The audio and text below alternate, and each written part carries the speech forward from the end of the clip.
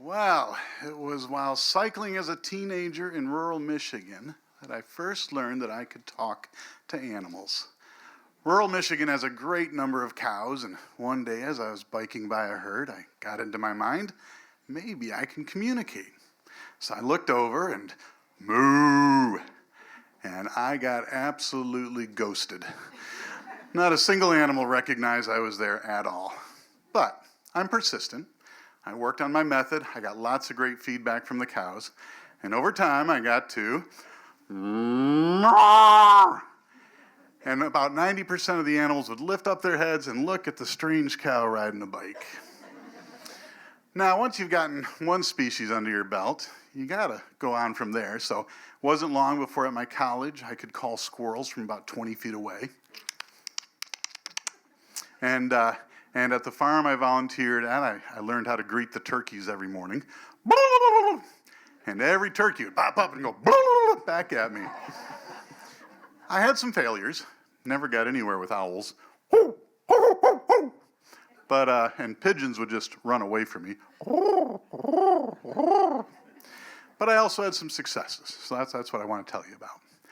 The first was when my parents were taking me out to grad school and we had stopped outside Yellowstone National Park in a little town.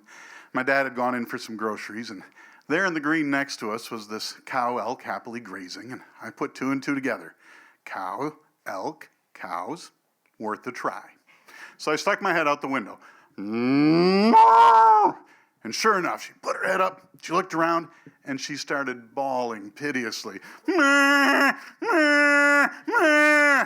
You would have thought somebody had kidnapped her calf and was torturing it in front of her. Now, my parents are very much like the Dursleys in Harry Potter. Absolutely normal, thank you very much. And my mom was mortified. Get your head in the car now, put up the window, pretend you don't know what's going on. And I did, but I was the only one. Everybody else was looking at the elk trying to figure out what was wrong with her, including my dad as he comes out of the store. What's wrong with the elk? We don't know, dear. No idea. All right. My next success was at the National Zoo in Washington, D.C. And I'm standing outside a monkey cage, and there's this lanky, long monkey in there with a bright red bottom, and he's got a very surly look on his face, and I can't blame him. His cage is absolute crap. There's no ball to play with, no ropes, no plants, just him and a pile of food in a big empty box. And while I'm looking at him, he starts pacing back and forth. And I don't know why, but I start pacing back and forth too. And he stops. And I stop, and he holds out his hand, and I think, oh, that's friendly. So I hold out my hand, too. And he grabs a handful of food and flings it at the plexiglass. Woohoo, we're talking. Oh, he's pacing again. So I'm pacing, too, right? And he stops, and I stop. He holds out his hand, I hold out my hand, and another handful of food. But now there's no food left, and he's pacing again. All right, I'm pacing, too. He stops, I stop. He holds out his hand, I hold out my hand, and he looks around for something to throw, and the only thing he can lay his eyes on is a big pile of monkey dew.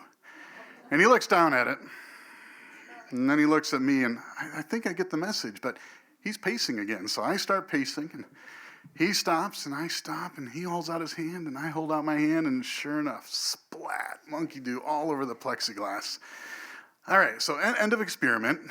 Feeling successful, a little bit dirty, I move on, and soon I'm in front of another monkey cage. Now, this chap's very different, very squat and broad, beautiful cage. He's got his own private jungle in there, and he's up on a branch above head level, and he's kind of looking at me, and he's also got a bright red bottom. So I put two and two together, and I think, all right, I start pacing, and he narrows his eyes, and he looks down at me. And I stop, and he looks even closer. And I hold out my hand, and bam! He flings himself off the branch, bounces off the bars, and he's on another branch before I even knew what happened. And he just sat there, looking at me. So, for ethical reasons, I called off the experiment at that point. And I think you all know the moral of the story. If you can't say something nice, perhaps don't say anything at all. Thank you.